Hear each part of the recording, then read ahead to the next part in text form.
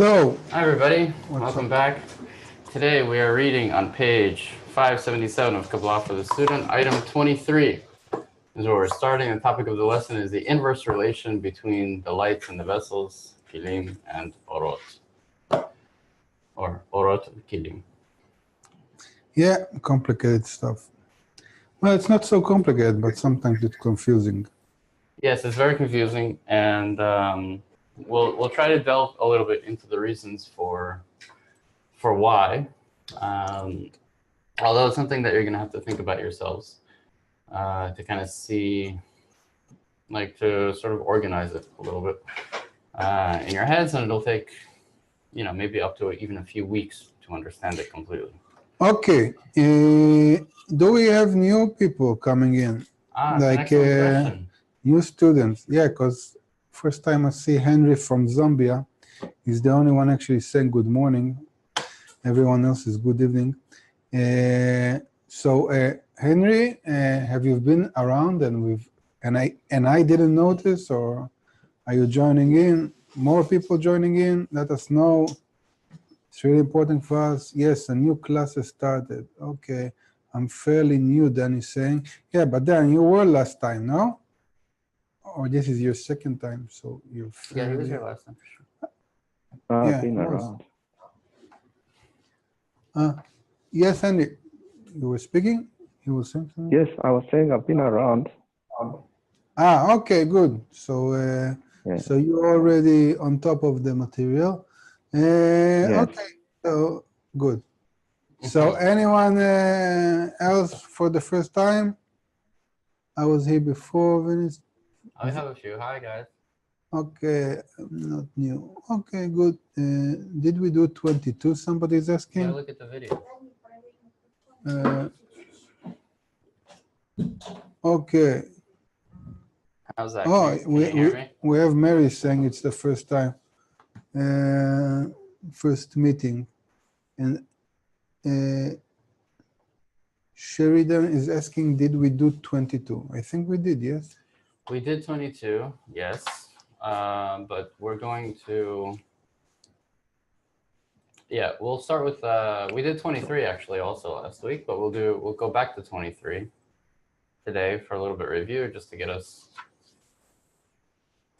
in the right flow of things, and then we'll move on to item 24. The Jean from Spain is back. Are we in any certain book? Question. Yes, we are in Kabbalah for the student. There's this book right here. This is my personal copy. Everything's backwards in TV land. Okay. Okay, you want to do like a general orientation? Review? Yes, absolutely. Okay, Sheridan is asking, can I ask a question? So maybe after the review. You can type the question for now. Okay. And then we'll do a quick review. The review is actually only going to be of item 20. So item 20, I mean, very specifically, item 20 covers this. It's on page? That's on page 575. Okay. And it talks about the 5 discernments in Pticha Dalet, and so on. But really, it's a review of the 4 phases of direct light. So we're going to look at the 4 phases. By the way, can you hear me good? Because I think I'm muted. No? If this is down, it means that I'm muted. Can you hear me okay? Yeah, okay. And like this? Yes. Now I'm muted. Now can you hear me? Now we can't hear you. We heard you fine before. Okay, so this is unmute and this is mute. Good. This is very important when you get all this air conditioning, so it's not nice if you're actually blowing your nose when you're not muted. Yeah. Okay, let's go. Okay, so yeah, let us know, please, if there are any sound difficulties. All right, so we're going to do now a quick review of the 4 phases, because we're still discussing kind of how they're clothed in each other. So let's start from the beginning. As always, in the beginning, the best thing to do is start all the way from the beginning, which is, in the beginning, the Creator created the will to receive. Why did he do this? Because the creator, by definition, by our attainment of the creator, is the will to bestow, the desire to bestow. And the pure desire to bestow has nothing to bestow to until it creates it. So it creates the will to receive. This thought to create the will to receive is called keter. This thought to bestow, this thought to bestow is called keter. It is the first, it is the 0th phase of the 4 phases. Because it has always existed. That's why it's called the 0th phase. And all right, and this is keter. Should I write it? Yeah, keter. Okay. All right. So what did this do? This thought to bestow. It created a vessel to receive, and this vessel is entirely receiving, and it's just simply receiving the abundance that this thought of creation has decided to impart it with, and that vessel is called Chokhmah. So it's important to note that there's no intention in this vessel at all. It is purely the raw desire to receive the light. It's the word pure here is kind of key, because we say there's no intention to kind of to muddy it, to corrupt it. Like an embryo in the womb, for example, it's perfectly innocent. There's nothing wrong with it. It almost doesn't need correction that way. Okay, so but however, in being in contact with this light that's inside of it, the abundance of the creator, this phase undergoes a change, which brings us to the next phase called Binah, that wants to be like Keter, because through similarity of form, one way or another, either by attaining similarity of form or discovering that you're in similarity of form, that similarity of form, that closeness in spirituality allows two things to A, kind of be the same thing, and B, in this case, to influence each other. So the light was forced into the Kli, into Chokhmah, and this influences Chokhmah into wanting to be like the light. And the light bestows, so Binah wants to bestow. That is, be like Keter. So what does it do? So it builds this complex system called Zir Anpin, or Tiferet, that we're going to refer to it. We usually refer to it in Zir Anpin after Pticha, but we'll call it Tiferet for now in the 4 phases. And Tiferet is this kind of complex system of receiving for the sake of bestowing, and kind of the adapter between the qualities of the creator to the creation, to the creature. And speaking of the creature, we have the final created desire that was kind of thought up in Binah. When Binah wanted to bestow back to the creator, it needed a way to bestow in it, and it bestowed by receiving for the sake of reception. What desire is receiving for the sake of reception? That desire is called Malchut, and I'm going to draw it really big because we're going to look a little bit further into it today. And this is Malchut. So Malchut kind of receives a lot of stuff. It receives the abundance that's in Chokhmah, and it also receives the pleasure of adhering to the creator, being in adhesion with the creator, being one, being on the level of the creator. So Malchut, like all the previous 4 phases, is also divided into 4. So Malchut just doesn't just poof appear out of nowhere. It actually undergoes a certain development, and this development takes place along 4 phases. And the 4 phases are the same as they were above. So this is Keter of Malchut. This is Chokhmah of Malchut. This is Binah, Tiferet, and Malchut, de Malchut. So we say Malchut de Malchut, like Keter de Malchut, Chokhmah de Malchut. That's actually Aramaic, but you'll get the hang of it really quickly. It means of. It means of. And so what happened? So what happened in item 20 that we read last week is, I'll just go over the bullets in item 20 on page 575. Right before that, it says, each Ptina of the 5 Ptinot in her clothed its corresponding Ptina in the 10 Sfirot of the upper light. So what's the difference between Keter and Keter of Malchut? It's actually a pretty deep question. But Keter is the pure, actual, like, essence of the discernment, of the aspect.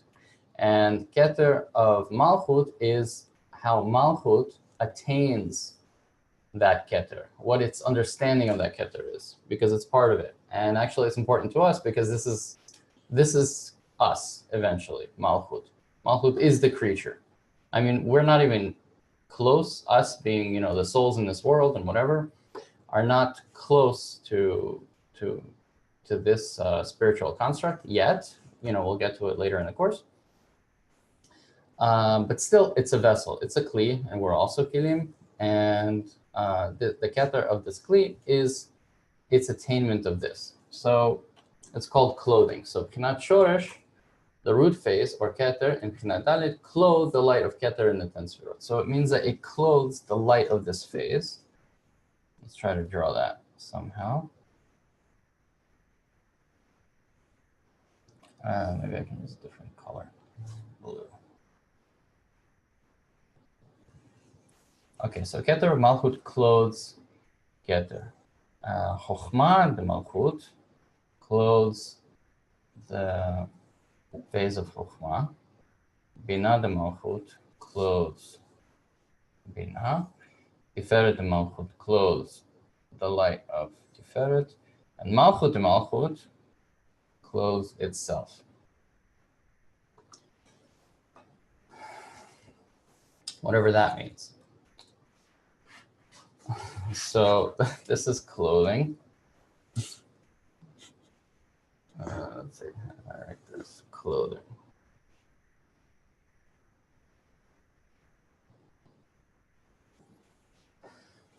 Clothing. Can you say something about clothing? Yeah, Concept? whatever that means. That's a cool expression, whatever that means. Okay, clothing basically is about, like, every revelation of anything is about concealing it, meaning that in order to reveal something, you need to reject it. That's also how our senses work. So you have this screen in the back of your head when you're using the sight or vision sense or whatever you call it. And you also have this eardrum, or you have sensory like touch sensors all over your body that are actually feeling the pressure. Some pressure we're just used to, like atmosphere pressure, so we're not really feeling anything. It's like very natural for us. But also in spirituality, everything is being revealed according to the concealment, or to the rejection, to the just like, again, many examples also, for example, in electricity. So you have a nagad, how do you say nagad? Resistor that needs to resist, and by that you're revealing the phenomena. So clothing actually means that I don't attain the upper one. I'm just like mimicking it. I'm aping it. I saw Monkey?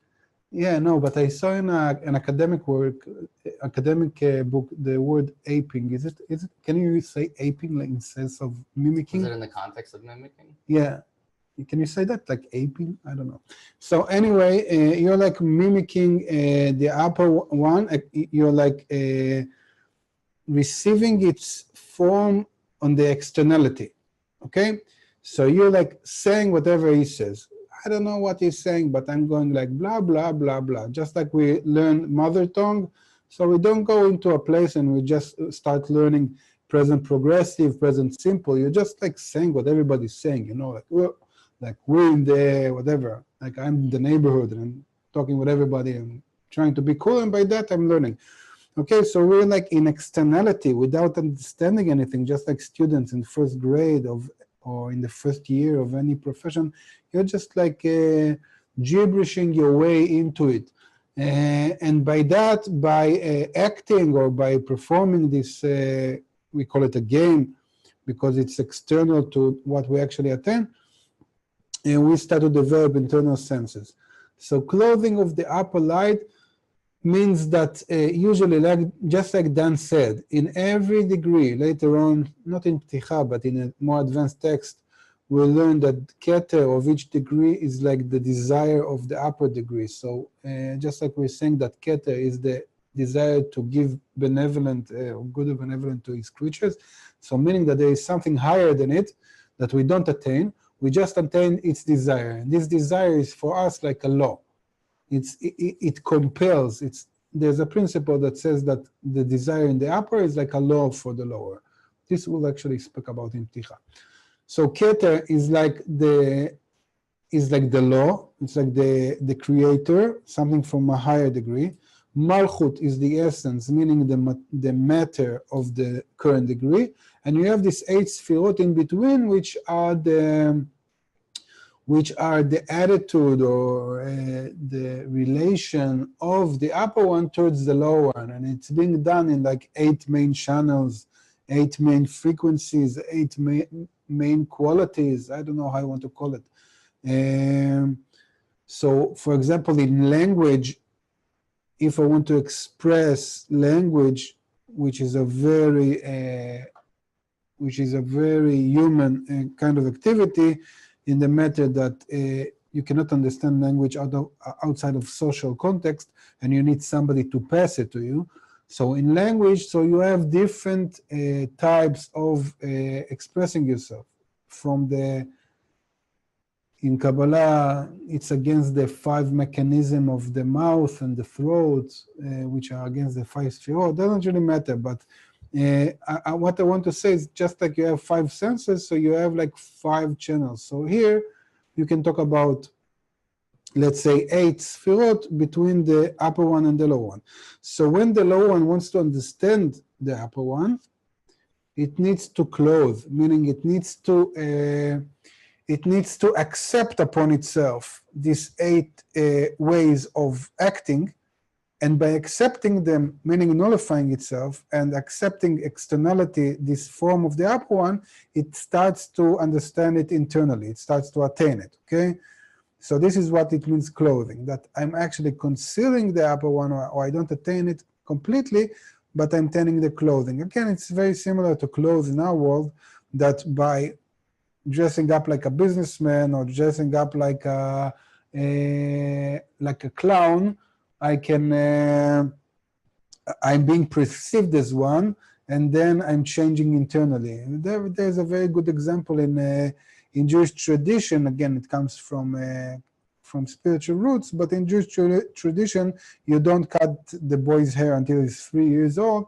And when he's 3 years old, you do what you call a chalake. It's like a ceremony that you cut his hair, and then he starts to be like a grown-up. And this change makes, actually the change, what changes is only something very external, how he looks like, his hairstyle, okay? But what actually changes from it, it's all the attitude of the environment towards him. So he was going, let's say his name was Joseph, and he was going to the kindergarten for 2 years, and everybody was going like, oh, Joseph, Joseph, you're so cool. And then he's doing this haircut, and then everybody's coming to him and saying like, oh, Joseph, now you are grown up, you're like your father, now you're a real man, blah, blah, blah, whatever. So suddenly you see that on the kids. So they're like, oh, I'm a big man now, I'm like, so now everybody's saying I'm a big man, I'm like my father. So this external change made him start to act differently internally and perceive himself differently, okay? So again, this is a very deep concept. You think I can babble on about it like a half an hour? Yeah, I'll let you go for another. No, it's okay. I'm concluding. So what I want to say is that in our work from below upwards, we do that with the group. Okay, so we don't attain the creator. We don't attain the internal essence of the connection between us. But I'm like working with these 8 qualities, with these 8 friends, with this environment that I have, nullifying myself towards each, trying to like clothe upon myself an attitude of bestow, of giving them the greatness of the Creator, of internally praying. You said it's like a prayer, or internally passing to them this upper abundance, and by that I'm attaining a more deeper force that lies inside of them. That's it. Thank you. No problem. That was, Yeah, whenever you need. that was very any- well done. You'll probably have to listen I'm to that here. again to really try to understand some of the profound stuff in there. So we're going to move on. That was a review for item 20. Let's read item 23 on page 577. Okay. Yet we must still find out why is it that when the Kli of Malchut Bina Daled is missing from the Masach, it lacks the light of Keter. And when the Kli of Tiferet is missing, it lacks the light of Chokhmah. It would seem that it should have been to the contrary, that when the Kli of Malchut Bina Daled is absent in the Masach, only the light of Malchut would be missing in the level, and it would have the four lights of Kachab and Tiferet. Also, in the absence of two kelim, Bchina Gimel and Bchina Dalet, it would lack the lights of Tiferet and Malchut, and the level would have the three lights, Keter, Chokhmah, Bina, etc. Okay, so here it mentions the Masach. Masach is the word for screen.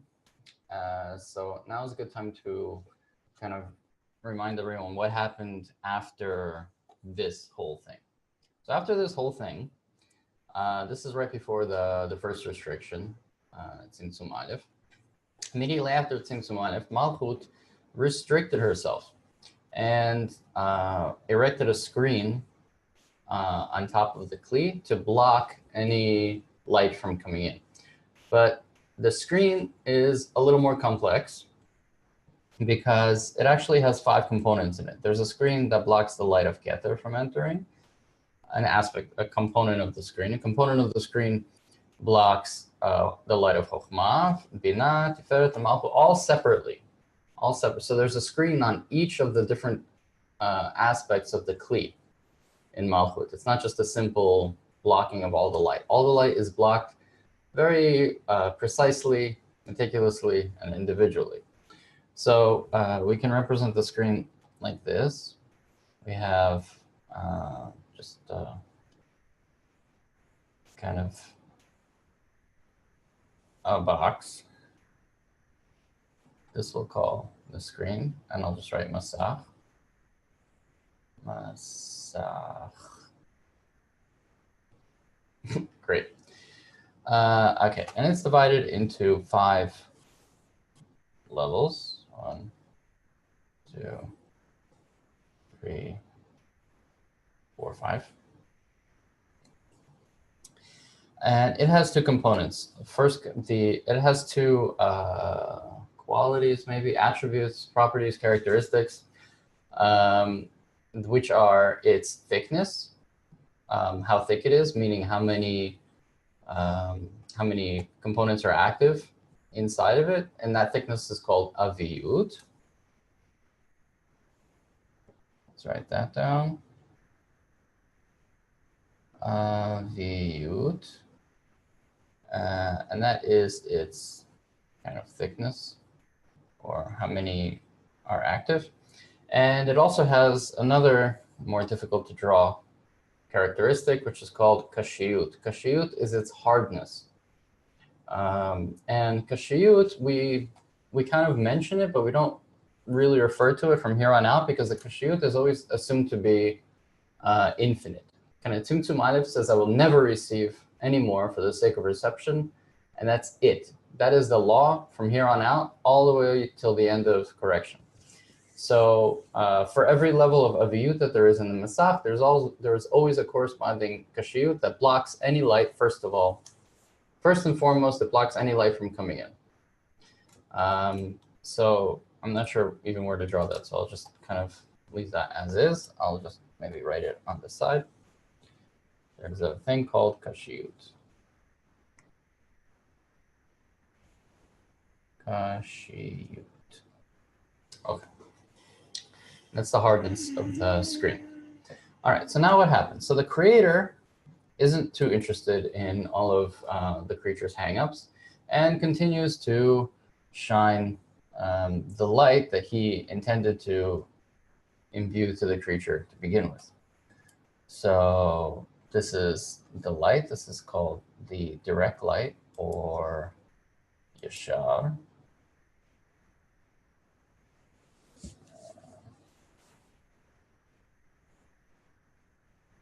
Or yashar, direct light, and it has 5 components, 5 sfirot. These 5 sfirot are Keter, Chokhmah, Binah, Tiferet, and Malchut of the light. This is how the creature attains this light. The creature feels that the light is divided into these, that kind of this light is intended for those vessels. It feels it in those vessels, right? And accordingly, since the light hits the screen, what happens is that it bounces back to the extent of the screen. So I'm going to draw it to its full extent now. And its full extent clothes the direct light with what's called returning light, or chozer, or reflected light. And the or chozer, this isn't mentioned here, but I'm going to label it here anyway. The or chozer from bottom up, whenever we say bottom up, we always mean from the side of view of the creature or the created being. From bottom up, the kilim are backwards, inverted, okay?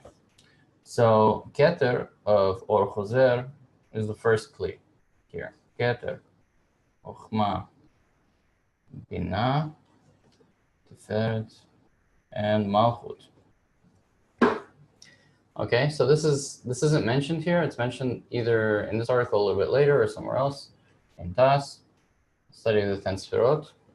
But it's kind of important to know, and it might help us a little bit in this topic today. So, and then what happens is that, okay, so if the returning light, the or chozer, manages to close the or yashar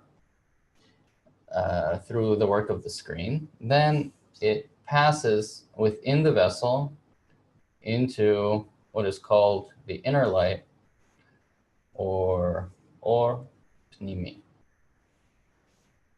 Pnimi. This is inner light. And since it propagates from above downward, then the vessels grow accordingly in the order of the kilim: Keter, Chokhmah, Binah, Tiferet, and Malchut. Cool.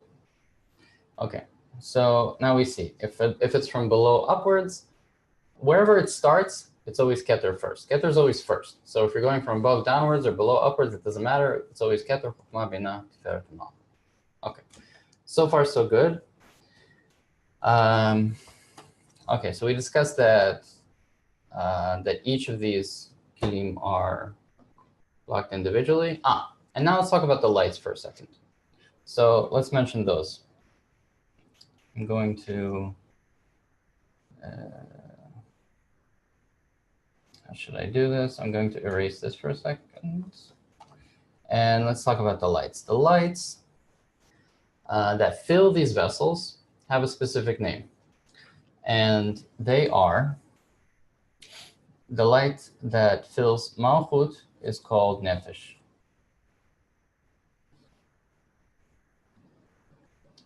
Nefesh. The light of Tiferet is called Ruach. The light of Binah is called Neshama. Neshama. The light of Chokhmah is called Chaya. And the light of Keter is called Yechida.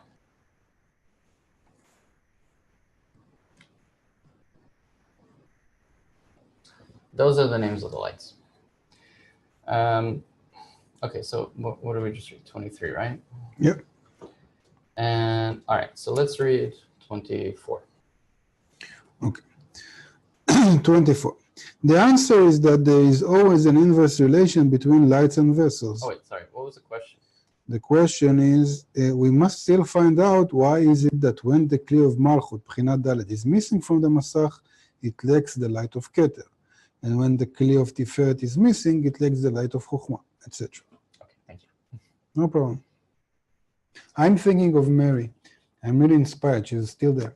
No, this is not simple stuff because for the first time it's not easy. By the way, 2 lessons back we did a review of what we went to so far, so it's good to watch it if you can. And like, you know, be patient with the terminology. You'll get used to the terms. It's a lot of terms here, but it's not so complicated. Yeah, and there aren't too many past this. Once you get the names of the lights and the vessels, it kind of feel more comfortable. Okay. Item 20. No, 23 you wanted to talk about. 23 we read. And What does it mean that the Kli of Malchut is Bchinat Dalet and the Kli of Keter? Like, what does it mean that the Kli has a certain light? That was the question. in item 24, yes. Let's And item 24, the answer. continue. Yeah. So the answer is that there is always an inverse relation between lights and vessels. In the Kelim, the higher ones grow first in the Parzuf. First Keter, then the Kli of Chokhmah, etc. And the Kli of Malchut grows last. This is why we name the Kelim by the order Kachad, Tum, Keter, Chokhmah, Binah, Tiferet, Malchut, from above downwards, as this is the order of their growth. It is the contrary with the lights. In the lights, the lower lights are the first to enter the Parzuf. First enters Nefesh, which is the light of Malchut. Then Ruach, which is the light of Zeranpin. And the light of Yechidah is the last to enter. This is why we name the lights by the order Naran Chai, Nefesh, Ruach, Neshama, Chaya, Yechidah, from below upwards, as this is the order by which they enter from below upwards. Thus, when only one Kli has grown in the Parzuf, which is necessarily the highest Kli, Keter, the light of Yechidah ascribed to that Kli does not enter the Parzuf, but only the lowest light, the light of Nefesh. Thus, the light of Nefesh clothes in the Kli of Keter. Okay. Let's pause here for a second and let's take a look at what's happening here. Okay, so we have when only one Kli has grown in the Parzuf, which is necessarily the highest Kli Keter, let's look at that state. What's happening there when there's one Kli? So this is a representation of that. There are a few diagrams in the back of the book that we'll talk about a little bit later. But let's draw the state when there's just one Kli. Okay, so that means that the screen only has a viyut of 0. It has a viyut of level 0, being that it can only that it only has enough desire to clothe one Kli. However, the direct light, the Or Yashar, is still full. The creator always the Or Yashar doesn't change. So let's draw that Or Yashar. Or Yashar doesn't change, and it still has 5 sfirot, Keter, Chokhmah, Binah, Tiferet, and Malchut. And you'll hear us go back and forth between 10 sfirot and 5 sfirot. Just know that Tiferet consists of 6, which is why this is 5 and it's also 10. If you look inside Tiferet, that's it. Not a big deal. Okay, but we said that the screen only has one level of viyut in it. So that means that the returning light, the Or Choser, can only clothe up to one level, up to Malchut, which means that the Or Choser itself is on the level of Keter. Interesting. And the rest of this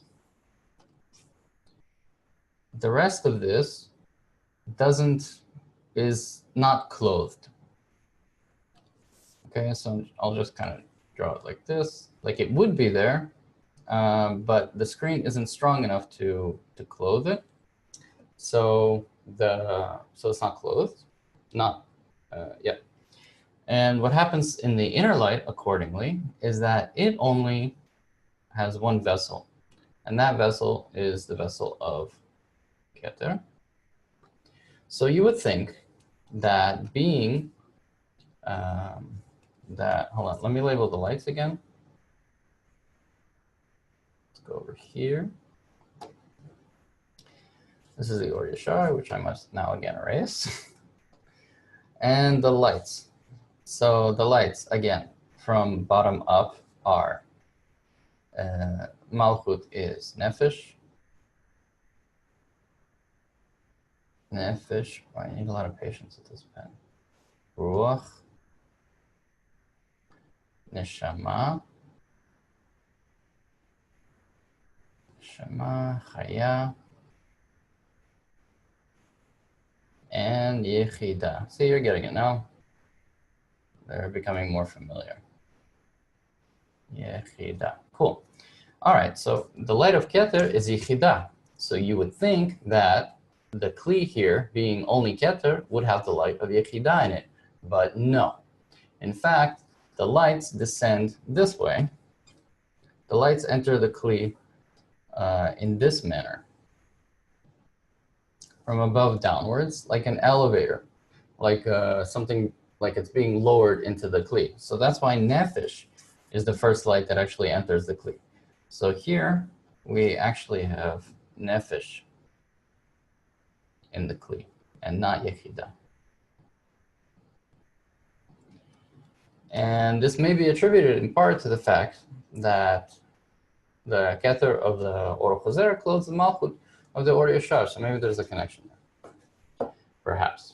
Okay, so this is the state now of the Masach in 0, the lowest light, where the Kli is only Keter. All right, let's read the next paragraph.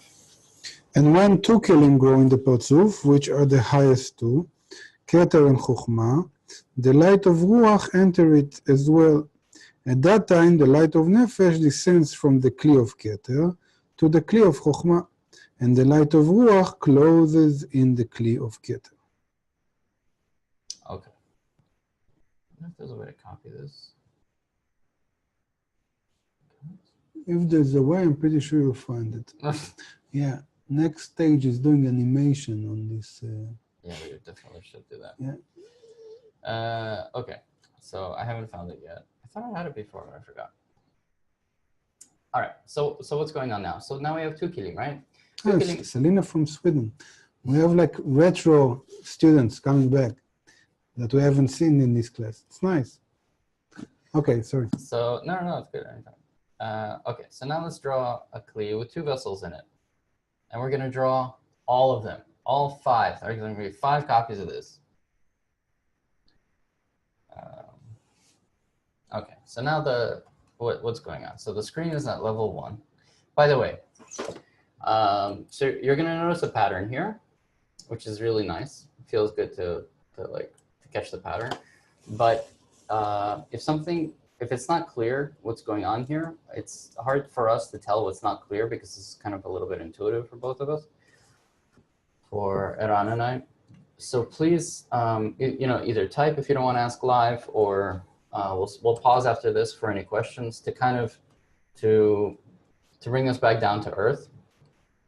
And yeah, so think of any questions and type them, kind of either, what is going on here? I'm completely lost. I have no idea what's happening. What are these lights? What are these vessels? And so on. In the meantime, I'll continue this pattern. So what do we have? We have a screen of level 1. We have the same direct light.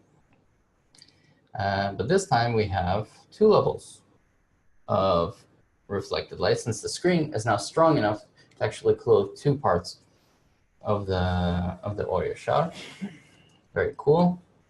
Or Yashar is still Keter, Chokhmah, Binah, Tiferet, and Malchut. But now we have Keter and Chokhmah of the reflected light and of the Or Choser, and nothing clothed there. And yeah, okay. I should note actually that there's no such thing here, back here. There's no such thing as only Keter. That's not a thing. After the 4 phases of direct light, there's 10 sfirot in everything. There's 5 sfirot in everything. Keter, Chokhmah, Binah, Tiferet, Malchut, everywhere, all the time. So here we say that there's only Keter, but this is impossible. Something can't exist only as Keter. So what's actually happening there, but a little detail, is that the rest of the Kelim are here, but not clothed.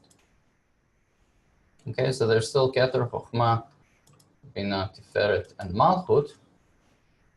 Just like here, like in other words, that the creature senses that it's unable to clothe these lights. Actually, if it senses it, that's still an open question, but just know that there's always 10 sfirot. So accordingly, so what's happening here, we have the light that comes into the Kli. Oops. Light comes into the Kli with 2 vessels, Keter and Chokhmah.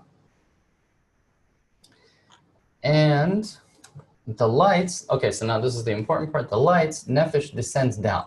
So Nefesh enters Chokhmah in order to make room, and Baal Islam emphasizes this, in order to make room for the light to enter Keter, because the light always enters Keter first. And you can think about why. Because Keter is the thought that guides the action. So the light kind of has to pass through that first. Keter, so what enters Keter is the light of Ruach.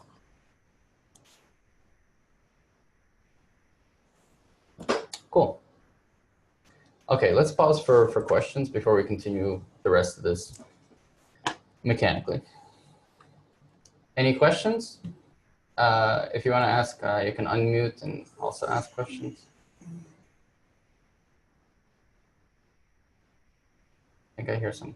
Yeah, I have a question that we started with 40 students, now we have 46 to 47, and only 1 new. So how is it possible mathematically? Vince, how do you say? Vince. Vince. Vince is asking, what are we working with? Very broad. Yeah, that's broad. What are we working with, meaning what? Like spiritually working, now working, engaging with the text? Please specify. Okay. No more question. Maybe finish the item and then maybe we'll have questions. Okay. All right. So let's keep going. So you get the pattern. Can I just ask a question? Yeah, sure. Just to clarify, in these diagrams, can you just show me in the diagram what is the vessel and what's the partsuf in your diagram? Okay, so the whole thing together Yes. is a in this case it's a, yeah, we could say it's a partsuf. The whole thing together. This is the rosh. We'll actually talk about this a little later also. This is the rosh of the partsuf. This is where the analysis is done. How much I can bestow back to the creator. And this is the goof of the partsuf, kind of the body in which it's actually done. So this whole thing is a partsuf. The question was, what is the kli and what is the... Partsuf, yeah. So this, okay, so the or choser is called the roots of the kilim. This isn't the actual vessels in which the light is received. This is just kind of the planning phase of receiving the lights. I can receive up to this much. Remember, it all has to be planned from here on out. After we just arbitrarily receive as much as we want before Tzimtzum Aleph, everything is fine. After Tzimtzum Aleph, you need to plan very meticulously what you can receive for the sake of the creator. So here all the planning is done in the Rosh. That planning then is called the roots of the Kilim, and the actual Kilim are down here. They're drawn down here. But remember, this isn't a schematic. It's not like a mechanical thing that you can actually plan in this world, and it takes some thought to internalize what this actually means, kind of emotionally. So it's not like, you just have to think about it for a little while. it's not like the light actually moves and starts moving in or below or down or something like that. This is, in spirituality, there's no kind of spatial dimension where there's a higher and lower. Higher and lower are defined in spirituality, much like in math, as very, like, the definitions are very specific and they're distinct from spatial dimensions. So Yeah, could we consider then that below the masak is a vessel, is a kli? it's Yes. a tricky question. Yeah, below that it is a tricky question. For now, for our purposes at the moment, we can say that We are everywhere. we can say that, yeah, this is the actual kli in which that light that was intended for it, kind of up here, the light of nefesh, passed from the creator to the creature. You can say that, yes, this is the kli down here, especially in the context of what we're reading right now with item 24. It's a tricky question because think of parzuf. Maybe the Hebrew word will help. Parzuf in Hebrew is like a face. What it actually means, Adam. How do you translate Adam? Like a man, human being? I don't know. Like Bennett.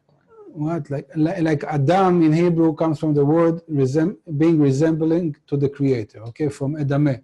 Yeah. So like you can say that a person in spirituality is the extent in which you are similar to the Creator, and a person is being recognized according to his face, according to his parzuf. So actually, parzuf is the manifestation of the expression of your ability to be similar to the Creator. This is what it means, parzuf.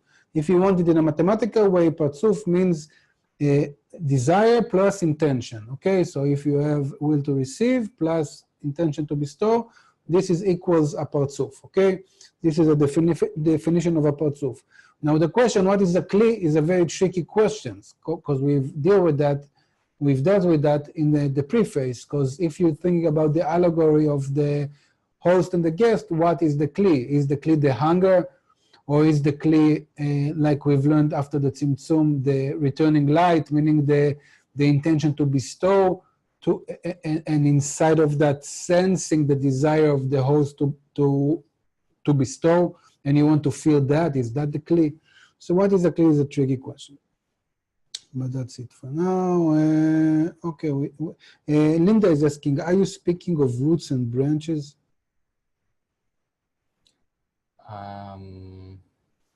We are, in the sense that we say, like, kli, for example, vessel, light. When we say vessel and light are kli and or, we obviously don't refer to the light that you're seeing right now that's coming off of the screen that you're looking at, or, you know, some vessel like, you know, to use this example, whatever. This is a vessel that actually holds something. Even like a vessel that you would think of psychologically, you know, a vessel like a capacity for love or any of those things. Even those are not don't anywhere resemble the vessels and the lights that we're talking about on this level. They're completely different, except desire. Desire does have some resemblance to this desire. Like, we do feel desires. We feel that they can be filled with pleasures. And that does have some corollary to spiritual desires and pleasures, even though you can think of spiritual desires and pleasures as the opposite of what we experience, which is requires some thought. But the language of roots and branches. I wouldn't get confused. Like you're referring to roots and branches. Maybe you've heard of it in basic courses. So root and a branch means that everything, it's like reality is being projected on a certain screen, and on the screen you see all kinds of forms, but there is the code, the internal code that manifests itself on the screen or has a certain representation on the screen. And then when Kabbalists want to relate to the code, meaning to the formulas, they use elements that are projected on the screen, like a camel, like a vessel, like a light, and then they relate by that to the code, which has no language of its own, because all of our language comes from our world. This is the principle of root and branches. Now, talking about rooted branches and in this specific part that we're learning now, I think it's confusing from the basic fact that we are engaging now with the part of the wisdom that talks about way before the root to our world, meaning that you can say that the beginning of the roots to what you see as projected on the screen as our world in some way is from the world of Atzilut. After the breaking, that there you start to have a structure that is being imprinted, like a imprint, and how do you call it? Chotem HaNichtam? A stamp and I found a copy paste. You found copy paste. Congratulations. A stamp and, no, a mold. No, Chotem HaNichtam, like imprint and print, how do you call it? Like Seal, yeah. and the other thing. Like when you seal an envelope. Yeah, like a positive and negative, you know, that everything, all the information that was in one is being transferred to the other, but in an opposite way. So anyway, from the world of Atzilut downwards in the words of Bria, Yetzirah, Asiyah, you start to have this roots and branches in a very specific way. So I suggest don't get confused. Everything is according to the language of roots and branches. Otherwise, we couldn't have talked about anything in spirituality because it has no language. And so you can say that yes, everything here is according to words that are being mush'alim, like are being loaned. Like are being taking for a certain time of mushalim. How do you say mushalim? I have no idea. That I give you like a loan, and don't really give you for eternally. Loan. Yeah, like a loan. Loan word is actually a word. Yeah, but loan is like a finance. No. In English, yeah, you can say that I'm loaning you something. Like you know. A word specifically. Yeah, that I'm like loaning. a different language. I'm loaning you a word. Yes. That's literally a thing. Yeah. Yeah, you can say that. Yeah. Ah, nice. Okay, so the English word is more advanced than I thought. Yep. Again, so you can say that every word that we are using here is being loaned from our world. So everything that Dan mentioned, like aviyut and koshiyut, like the thickness and the resist and the hardness and the masach, they're also like light. So Baal HaSulam says that what is light? So you can think of light as something as the light of from the sun, or a light that comes to you as a feeling of contentment, of some kind of inspiration. Anyway, you are learning it from your perspective. When we've talked about the screen, he was saying that hardness is like something that is solid, that doesn't let anything to go inside of its boundaries, not like liquid or a gas that allows it. So, or when we talk about word names of lights, so nefesh is like nefisha. Nefesh in Hebrew is like it's hard. Nefesh, it's like when you go on a vacation, it's called nofesh. You know, like being on a vacation. It's like nefesh means like tranquility in the most passive. Imagine Mexico beach with tequila or brandy or whatever, doing nothing, okay? So this is like the allegory of nefesh, okay? So it's like an embryo state. Or if you talk about ruach, so ruach is wind in Hebrew. So ruach is about a change from one state to another. It's about movement. This is ruach. In nefesh you have no movement. Neshama, which is a soul, in Hebrew it also relates to neshima, like breath. So you have inhale, exhale, so you have some kind of circularity. So each word you can say is being loaned. But let's leave it for now, okay? Yeah, let's leave. Just let's learn it like we've talked in the beginning. This is a sheep, it does meh, and this is a cow, it does moo, and this is a dog, it does ow, that's it. I don't know anything about that. I'm just like, this is it.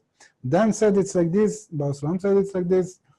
That's it. If you call, you can call it Mumbu Chaktuktu, and I don't care. You know, it's like Mumbu Chaktuktu. That's what he said. Who cares? You know. Okay, let's move on. Okay, great. So let's continue reading. Sorry, that's me also. Yes. Please, just Okay, so similarity. rolling. Yeah, similarly. Similarly, when a third kli grows in the Parzuf, the kli of Binah, the light of Neshama, enters it. At that time, the light of Nefesh descends from the kli of Chokhmah into the kli of Binah. The light of Ruach to the kli of Chokhmah, and the light of Neshama closes in the kli of Keter. Okay. Okay, I have that ready. So let's look at the, yes, thank you. It's like this cooking shows, huh? I've prepared here in advance. Oh, yeah. And you have this cake. Yep, Yeah, you have exactly. like It's this already cake fast forward chopped 20 all minutes. Okay. Just gonna an ounce of Nefesh. So Nefesh moves down here to Binah. And Ruach accordingly to Chokhmah. And Neshama now enters Keter. Neshama. This is actually kind of this is a special one when we close up to Binah. Because this is the state that we're going to be in. Well, this is extra confusing, but that's okay. This is these three lights, Nefesh, Ruach, and Neshama, are the lights that we can attain before the final correction. So Chaya and Yichida are unattainable by us, and we'll talk about that a little bit later in the course. In a constant way. In a constant way. Until we reach kind of the final correction the final correction. So the final correction is just another stage. It's not the end, it's just the end of correction. Okay, any questions there? No. Okay, so another thing to note is that this is on the screen of level 2, which is Binah. And it looks like a question mark. It's a, oh. Okay, let's make it not look like a question mark. This is level 2. Is that okay? Yeah. All right. Screen level 2 or bet. Cool. All right, next paragraph. And when a fourth kli grows in the Parzuf, the kli of Tiferet, the light of Chaya enters the Parzuf. At that time, the light of Nefesh descends from the kli of Binah to the kli of Tiferet, and the light of Ruach to the kli of Binah, the light of Neshama to the kli of Chokhmah, and the light of Chaya to the kli of Keter. Okay, so now we're looking at this one. So the screen didn't really get thicker in the scale, but this is now screen of level 3, Aviyut of Gimel. And it's instructive to write this all out again. So Nefesh descends to Tiferet. Just write the first letter. Why are you so... Nefesh. So they hear it over and over and over. And then No, but why do you have to write it? You're not lazy enough. No, every time you write the whole thing. Yeah, I write the whole thing every time, just like Bala Sulam. Every single time. Take your time. Sat there. It's really impressive. Doing the typesetting for the whole article himself. Nice. Sacrificing his health from the ink. Ruach. Neshama. So why did you do copy paste? Should have drawn it. Because that's the No, I'm kidding. the I'm kidding. Go on. No, it's okay. No, let's pause and discuss it. No need. Neshama. Let's move on. What's new? Chaya. So Chaya is the new light that just entered Keter. Chaya. Great. Next paragraph, please. Okay, next. And when a fifth kli grows in the Parzuf, the kli of Malchut, the light of Yechida enters it. At that time, all the lights enter their respective kelim. The light of Nefesh descends from the light of Tiferet to the kli of Malchut, the light of Ruach to the kli of Tiferet, the light of Neshama to the kli of Binah, the light of Chaya to the kli of Chokhmah, and the light of Yechida to the kli of Keter. All right, so we're at screen level 4, Dalet, Malchut, full screen. The screen has now covered all screen in this state, not has now, as if it didn't before, but now it is in the state of having covered all of the vessels. And we get all the lights. So from the bottom, now finally Malchut, we have clothed with Nefesh,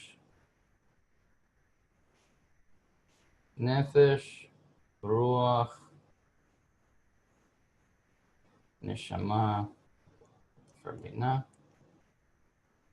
Neshama, Chaya, and Yechida. At least something changes between these pictures, otherwise it'll be very... Just maybe to add that the fact that the lights are not in their place until the complete fulfillment is what pushes the process, you can say mechanically, to its final state. So, was that clear? It's like, how does the system knows that it's not in equilibrium? How does it knows that it didn't realize itself to the final state? Because in every state before the final state, you have lights which are not in their vessels. I hope it was clear. If not, then not. Sure. We have questions. All right, so let's do questions. Question, please. So, Wait, 1 second. okay, sorry. Can we resemble or pinim as a reaction force to or whose air has the same magnitude and opposite direction? All right, can the clear resemble the same magnitude and direction? I'm not sure it's instructive to think about it like that. It's better to think about it more emotionally. The Or Choser, and I also did this for a long time. Think of it like, okay, so the Or Choser is the creature's desire to give back the pleasure that the creator is offering it back to the creator. So all the pleasures, let's go back to the example of the host and the guest. So we have food on the table. We have, what was the order? Steak, fish, salad. Yeah, freestyle. Soup, bread, you want. Soup and bread. Okay, those are the 5 canonical dishes on the table. And so the steak, let's say, that's being offered, which Kabbalists have just come to describe as the highest pleasure in the attainable world, is so we say, okay, so the creator now offers steak to the creature. The host offers steak to the guest, and the guest looks at that steak. The Or Choser is the guest's desire to take the pleasure of that steak and accept it for the sake of the host. Okay, so you can say that the pleasure is actually even greater. It's not just the steak. It's not like I'm going to enjoy the steak. The point is that I'm going to, as the creature, enjoy the connection to the creator through the steak. And that enjoyment is the kli. So saying that they're equal in magnitude is, they kind of are in some sense, but it doesn't really help. It's best to think about them as being completely separate. It's like, I'll try maybe to say that try to, at this stage, try to separate between the technical to the practical. So technically you can say, yes, the Or Choser that we're drawing is very similar to the Or Pnimi. It's like almost the same size, but in different direction.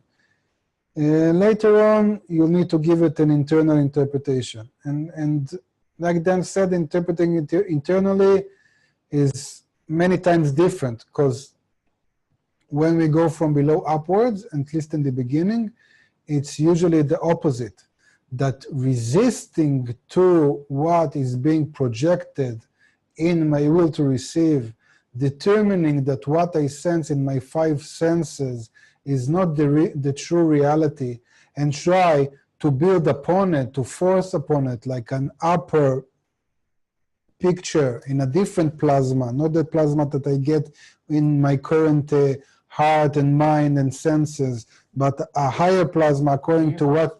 What? What do you mean, plasma? Like a plasma screen, how do you call it? Oh, like a TV? Yeah, like a TV. So you have like 2 screens. So you have what you have in your senses, this world, and you have what Kabbalists try to stabilize as the correct picture you should experience. So by rejecting and determining that that what I see is very limited in my senses, in my perception, but that by that you're attaining something higher. So like practically in the beginning at least, it's not about working with the light, but it's about working against the kli. But leave it. We'll talk about it. But in some way, yeah, it's opposite. Okay, you want to do text questions? You want to take more questions from there? Let's, does anybody else want to ask a question through audio? 3, 2, 1. I can find my mouse. Sorry. Oh, okay, good. Can you just, you said, and I don't know if I know how to spell it, say it properly, is kashyut? You said Yep. that was the depth. In your diagrams, is that why you drew a box at in the masak? Like in your diagrams, you got thicker each time? Yes. Yeah, I got kind of lazy here. These should also be a little bit bigger. But See, that is the kashyut. No, this is aviyut. So if we look back at this guy, aviyut is the thickness. Aviyut is the kind of the amount of The will to receive. the will to receive. Aviyut is יחידת מידה, how do you say? יחידת מידה, you know? Unit. Yeah, like a measuring unit, like you have kilos, pounds, inches, miles, I don't know what.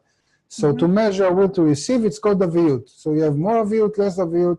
And we pretty much just talk about aviyut. We don't really discuss kashyut. Kashyut is the aspect, it's the hardness, it's the aspect of the screen that stops any light from coming in. Kashyut actually is kashyut is actually the measurement of how much you can bestow.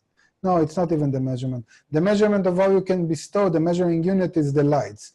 But kashyut is actually what kashyut is. Why don't you measure kashyut or don't mention it? Because kashyut is similar, it's like exact to aviyut. In spirituality, you cannot have will to receive on its own, naturally. This is a beastie state. This is our world. So when you talk about aviyut, obviously you have kashyut to a certain extent.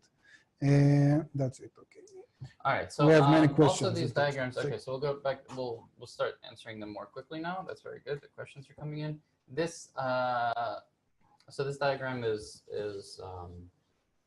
you can find more and similar diagrams to this at the end of the book on pages 823 to 834. It's all the way at the end of the book. You can kind of like browse through them a little bit later. Tell me the pages again. But Right that's there. where they are. Pages 823 823. through 834. So there's 9 pages going over just this process. Okay, so it's pretty important. But once you get it, you get it. Next question, please. We have many. Okay, let's start. Benjamin asked, are these lights different types of pleasure? Yes.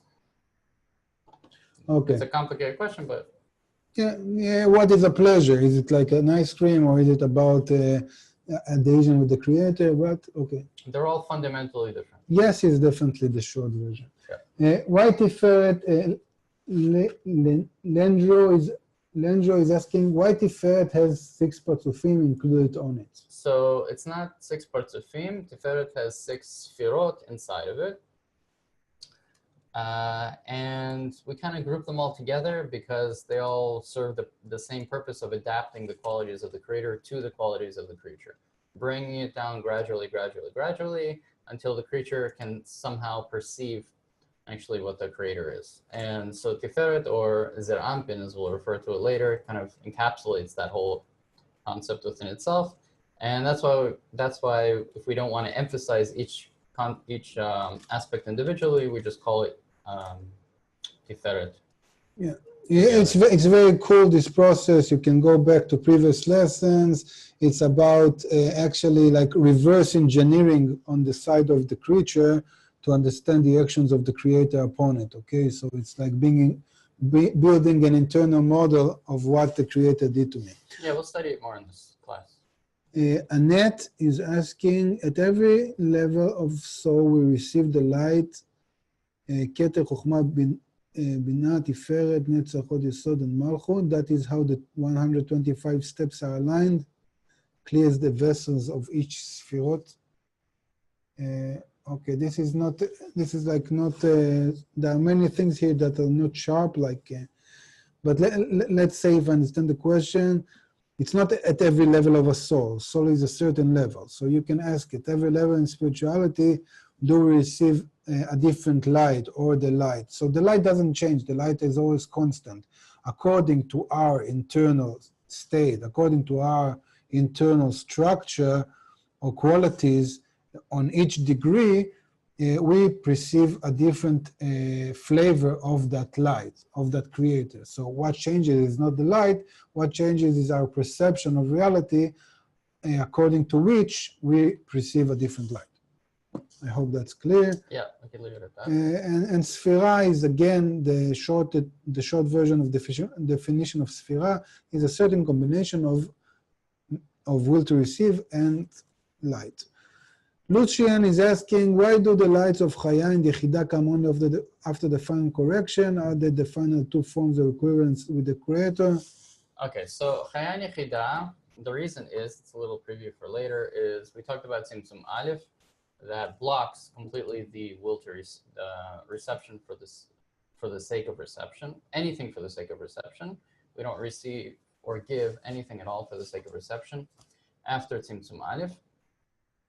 However, later on, spoiler alert, there's also a second Tzimtzum Bet. This is the second restriction, and the second restriction we'll talk about a couple of weeks from now, I'm sure, but we'll bring it up as we get closer to it. And the second restriction says that I'm also not going to receive, so after cutting out all reception, after cutting out everything for the sake of reception, meaning bestowal and reception for the sake of reception, Tzimtzum Bet says I'm also not going to receive anything for the sake of bestowal. So at this point I can receive and give for the sake of bestowal. After Tzimtzum Aleph, Tzimtzum Bet says I can't even receive anything for the sake of bestowal. And receiving for the sake of bestowal cuts out these two lights of Chaya, of Yechida and Chaya. Because we refer to the Kilim of Malchut and Tiferet or Zerampin as Kilim of reception, whereas the Keter Chokhmah Binah are Kilim of bestowal. So we're not going to use those either, and that's why Chaya and Yechida are canceled from attainment until the final correction when Tzimtzum Bet is annulled. Yeah, it's about lacking of vessels. It's like just that, like Dan said, and you can use a metaphor of a kid's game or experiment in a laboratory that you cannot comprehend the whole thing. So you have like a very specific spectrum in which you can work. You're working there, and then you did what you are capable of doing, and by that you understood a bigger picture. So you need to like Kabbalah say that compared to the whole Malchut that was restricted in the first restriction, we are actually correcting or using a very thin line. But that's our work. Just by doing this thin line, we attain the whole thing afterwards. This is called the end of correction, that you receive the bigger kli. Benjamin is asking, is there a difference between the light of Nefesh in this diagram and then after the shattering? When we talk about the shattering, we'll probably explain that. Linda, is what I'm seeing reflect the different degrees of light? What you're seeing corporally? What you're seeing corporally, what we have in corporal perception is it's not even a light, it is called a drop of sweat. It's like a very, like a very near the kick. Yeah, you can say like near the kick, like a thin candle, or you can say it's like a very limited level of livelihood, of life, like it's called sometimes corporal soul. It's like sustenance almost. Yeah. It's just barely enough to keep us alive, to keep us going. You know, like the greatest pleasures in this life, you know, you can think of like, you know, you can see like how much pleasures escalate. You know, the more money you make, you want more and more and more money, whatever, like time, whatever, all the pleasures in this life, however much they escalate, the greatest pleasures that you can think of are just barely there to keep us going and developing kind of forward in order to eventually come to correction. Yeah, many metaphors of Kabbalah is like a pale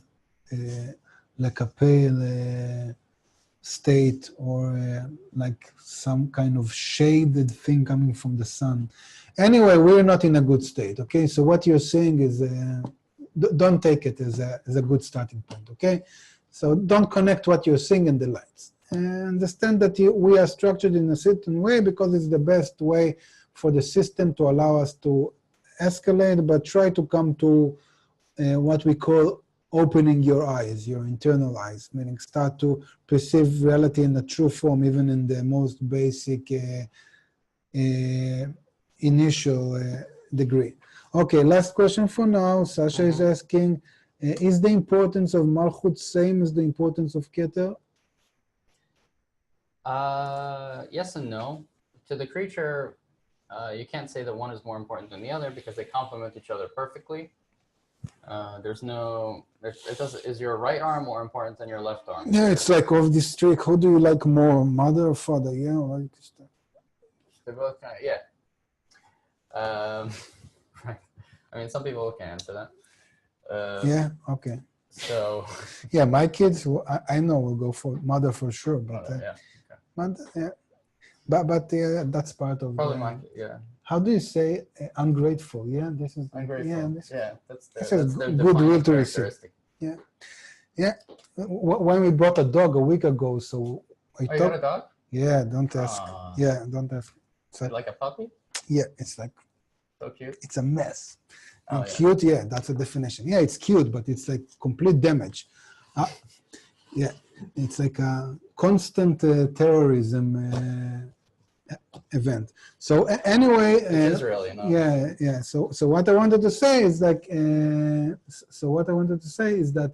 when we talked with somebody, so he said, yeah, you know, a dog, it will ruin your furniture, and it would. But you know, when your kids go bigger, and you'll come home after a hard day work, the only one that will lift his eyes from the screen and come and actually express some kind of emotion will be the dog.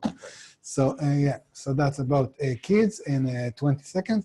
But how did we get to kids? What is the importance? Yeah, so what is more important in the family? On the other hand, I wanted to say that you can say that Keter is kind of more important in the sense that the creator is more important than the creature, in the sense that without the creature, there still is the creator. However, although the creature, you know, it's like can't perceive it. And you know, you can make the argument of, you know, if a tree falls in the forest, then it doesn't make a sound, whatever. You know that? Yep. Yeah. So so that's it. But theoretically, the creator is more important than the creature because it came first. But, you know. Yeah, but without the creature, you cannot perceive the creator. So yeah, Christian is saying that the dog will train me. Yeah, that's how it works. Again, it's like kids. Kids make you a father. It's like the creature and the creator. So I'm counting on the dogs to make my kids into. Okay, so we'll see about that. Let's until they have a 10 to worry about. At least they'll have a dog. You know? Right. Yeah. So let's go back to training ourselves for a moment with some more and developing some more kilim for next week. So next week, we're going to discuss the 5 partzufim of Adam Kadmon. You want to finish 25? Oh, you didn't do that yet? No, 25 we haven't. Please, so we have to read 25 for sure. And then we'll talk about more next week. 25. Thus, as long as not all 5 kelim kachabtum have grown in a partzuf, the lights are not in the designated places. Moreover, they are in inverse relation. In the absence of the kli of Malchut, the light of Yechidah is absent. And when the 2 kelim, Tiferet Malchut, are missing, Yechidah and Chaya are absent there. This is so because in the kelim, the higher ones emerge first. And in the lights, the last ones are the first to enter. You will also find that each new light that re-enters dresses only in the Kli of Keter. This is so because the receiver must receive in its purest Kli, the Kli of Keter. For this reason, upon reception of each new light, the lights that are already dressed in the Parzuf must descend 1 degree from their place. For example, when the light of Ruach enters, the light of Nefesh must descend from the Kli of Keter to the Kli of Chokhmah, to make room in the Kli of Keter to receive the new light Ruach. Similarly, if the new light is Neshama, Ruach too must descend from the Kli of Keter to the Kli of Chokhmah, to clear its place in Keter for the new light, Neshama. As a result, Nefesh, which was in the Kli of Chokhmah, must descend to the Kli of Binah. All this is done to make room in the Kli of Keter for the new light. Keep this rule in mind and you will always be able to discern in each issue if it is referring to the Kelim or to the lights. Then you will not be confused because there is always an inverse relation between them. Thus, we have thoroughly clarified the matter of the 5 discernments in the Masach and how through them the levels change one below the other. So every sentence in that last paragraph is a lie. Yeah. Unfortunately. Or it's not, it's just super, super hard to do. And it takes a lot of practice to keep this rule in mind and to not be confused. And especially since Baal Shalom later confuses us on purpose and thoroughly clarifying the matter and so on. This happens, you know, maybe after a few times of going through. Yeah, sorry. Please. This is one of the most deepest things. Like, I think this is like the most important thing in this part, because what actually it says that until you attain, that's what we've talked before, until you attain the complete realization of the degree that each light is in its place, you don't understand what's going on, meaning you cannot grasp in your current situation what is the goal of that certain degree. This is very confusing stuff in our life.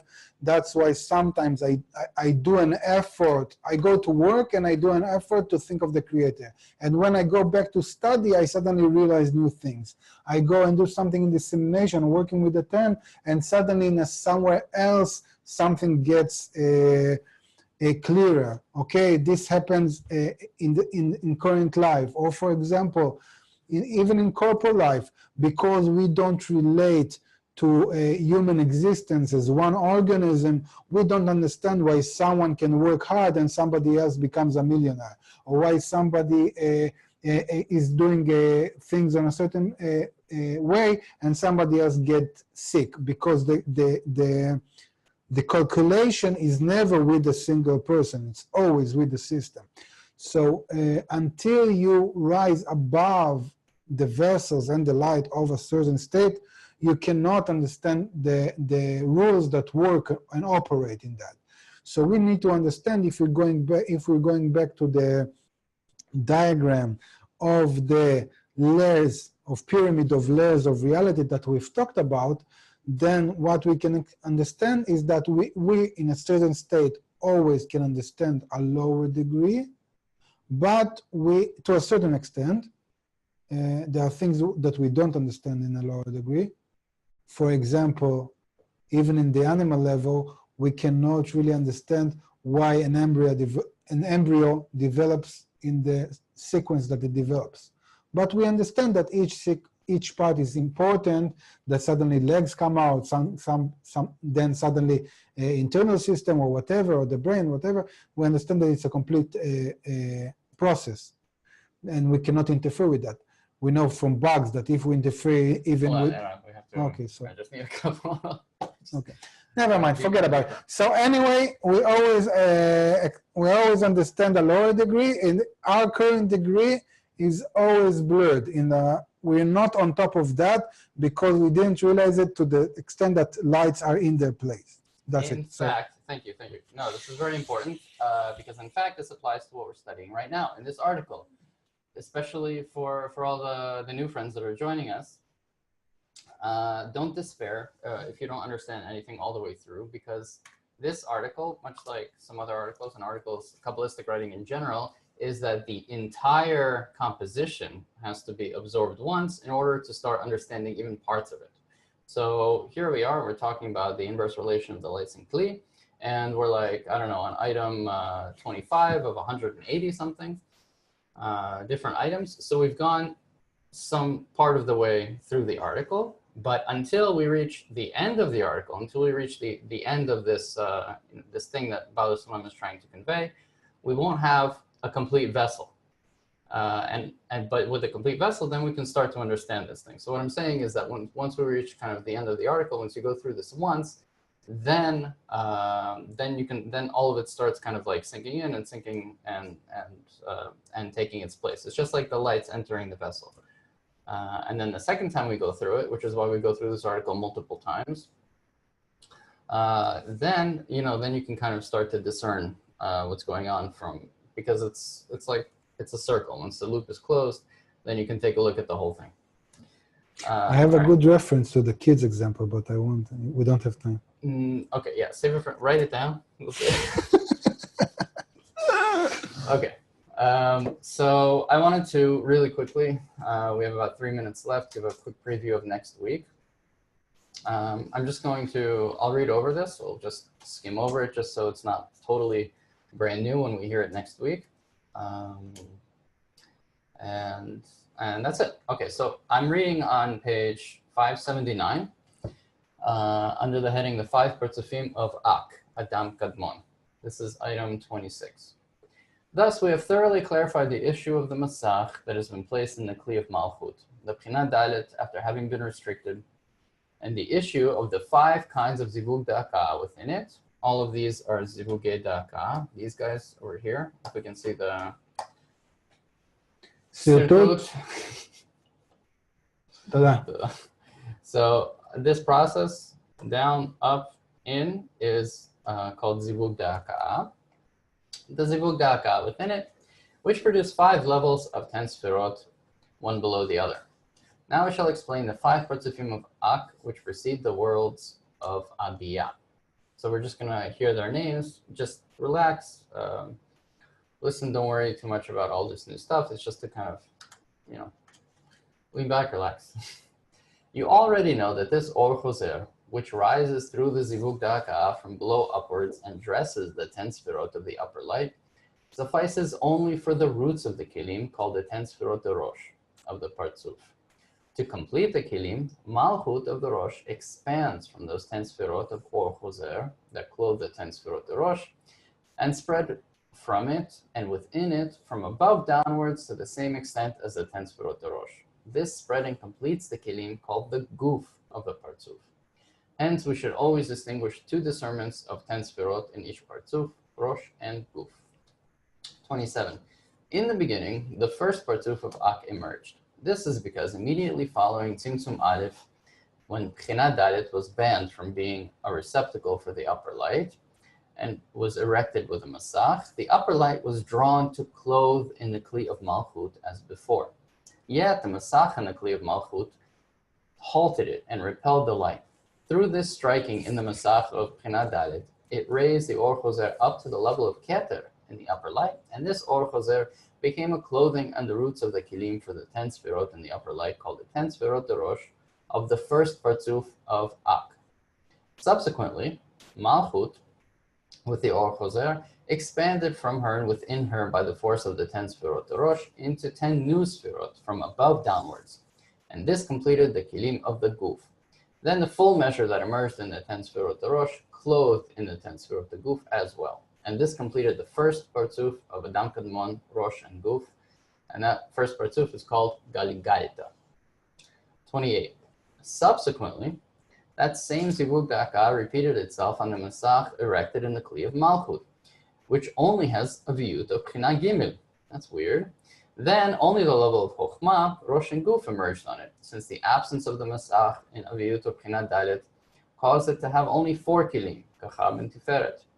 Hence, the Or Choser has room to clothe only 4 lights, Nara, Chaya, Neshama, Ruach, and Nefesh, lacking the light of Yechidah. And this is called Ab. That Partsuf is called Ab de Adam Kadmon. Following, the same Zivug Da'aka repeated itself on the Masach in the Kli of Malchut, containing only a viyut of Pchina Bet. Thus, 10 Sfirot Rosh and Guf emerged at the level of Bina, and this is called the Partzuf Sag of Adam Kadmon.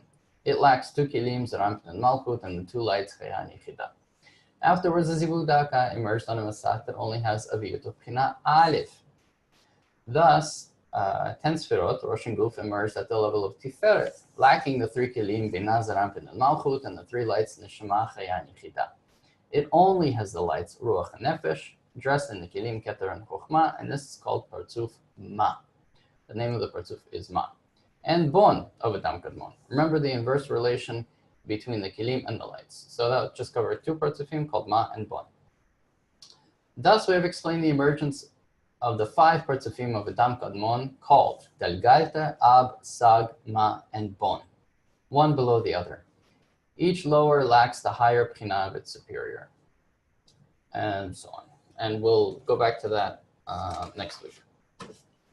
Item 2026. And we might even review a little bit before that as well. So that's it. Any announcements? Yeah. Announcements for today. Coming up on Thursday, our grad class with Mike. Don't miss it. Don't forget to check your forms and the Grad E archive. The archive is very important for those who just came along. It will help you a lot. Because we're just in the beginning, item 25, but still. Save the date, October 5th to 7th, our first KBU annual retreat. Further info coming up soon. So that's in October 5th to 7th. If you have any comments, questions, or problems of any type, please send an email to kbu@kabbalah.info. That's it. Thanks, everybody. We'll see you next week. Thank you, Dan. Thank you, Aaron. Great lesson. Thank you all. Bye.